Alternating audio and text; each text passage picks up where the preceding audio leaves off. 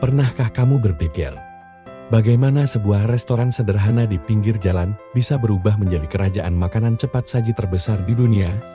Kita semua kenal McDonald's dengan logo lengkungan emasnya yang ikonik, tapi di balik senyum Ronald McDonald dan aroma kentang gorengnya yang menggoda, tersimpan kisah pengkhianatan, ambisi yang membara, dan perjuangan dua bersaudara yang namanya nyaris dilupakan oleh sejarah.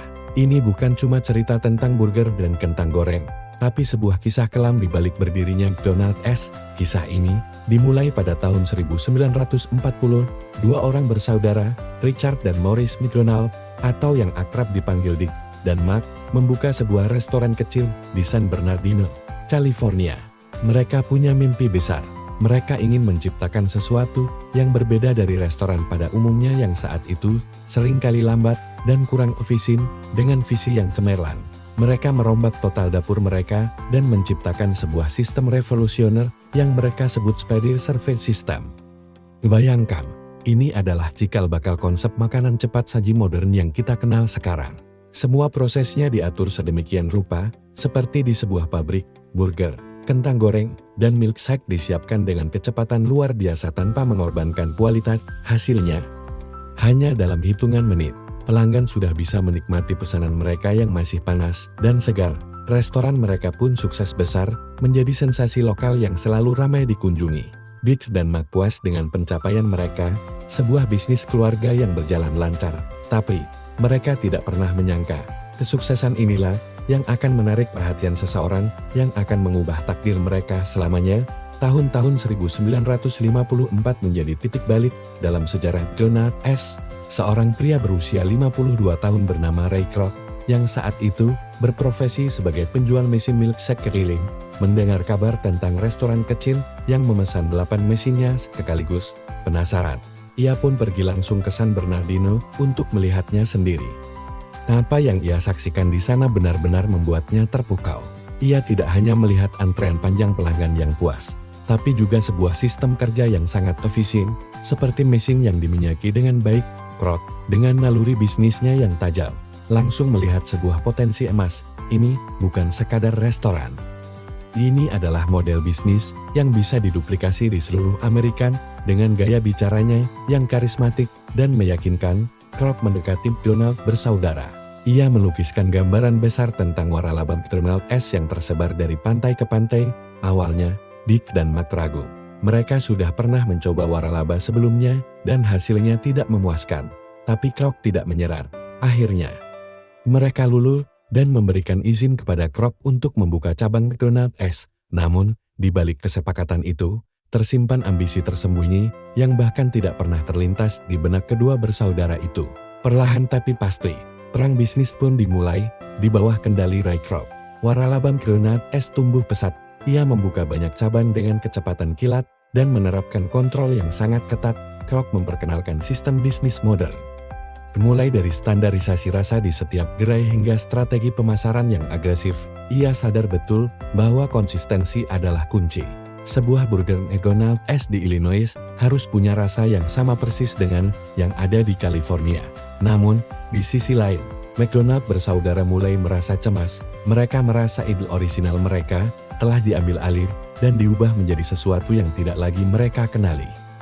Konflik pun tak terhindarkan. Kroc menginginkan ekspansi tanpa batas, sementara Dick dan Mark ingin menjaga kualitas dan keaslian yang telah mereka bangun dengan susah payah. Mereka sering berdebat sengit lewat telepon tentang setiap detail, mulai dari resep saus hingga desain bangunan. Puncaknya, Kroc yang merasa frustrasi akhirnya menawarkan untuk membeli hak penuh atas merek McDonald's. Pada tahun 1961, kesepakatan itu terjadi. Kroc membeli seluruh bisnis hanya dengan $2,7 juta.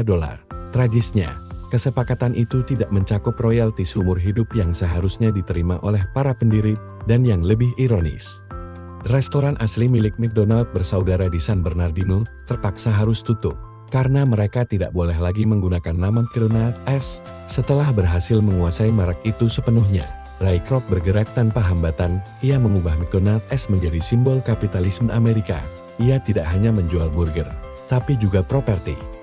Kroc membentuk McDonald's Corporation dan menerapkan model bisnis brilian, di mana perusahaan membeli tanah, dan menyewakannya kepada para pemilik waralaba. Ini menjadi sumber pendapatan utama yang membuat perusahaan tumbuh secara eksponensial. Di tangannya, lengkungan emas McDonald's S menjadi salah satu logo paling dikenal di dunia. Hasilnya sungguh luar biasa, hanya dalam beberapa dekade. McDonald's S telah hadir di lebih dari 100 negara, dengan puluhan ribu gerai yang melayani miliaran pelanggan setiap tahunnya. Nama Ray Kroc dielu-elukan sebagai sang jenius di balik kesuksesan ini. Namun, seiring dengan meroketnya popularitas McDonald's S, nama Richard dan Maurice McDonald perlahan-lahan memudar. Nama mereka dihapus dari narasi resmi perusahaan, seolah-olah mereka tidak pernah ada. Sejarah seakan ditulis ulang, dan Ray Kroc diposisikan sebagai satu-satunya pendiri.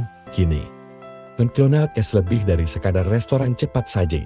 Ia telah menjadi simbol globalisasi, penanda gaya hidup yang serba cepat, dan bagian tak terpisahkan dari budaya pop dunia. Hampir semua orang di planet ini tahu apa itu Big Mac atau Happy Meal. Tapi, di balik semua kemegahan itu, ada sebuah pelajaran penting yang tak lekang oleh waktu. Kisah ini mengajarkan kita bahwa terkadang, inovasi besar lahir dari mimpi yang sederhana, dari kerja keras dua orang bersaudara di sebuah kota kecil. Namun, ambisi, uang, dan kekuasaan bisa mengubah arah sejarah secara drastis.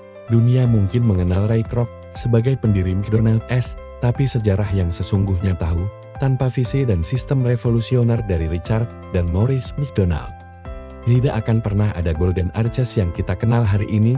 Warisan mereka tetap hidup dalam setiap burger yang disajikan. Meskipun nama mereka seringkali terlupakan, setiap kesuksesan besar selalu punya sisi yang tidak terlihat. Terima kasih sudah menonton. Jika kalian suka dengan konten seperti ini, jangan lupa untuk like, komen, dan subscribe channel ini, agar tidak ketinggalan kisah-kisah menarik lainnya. Sampai jumpa di video berikutnya.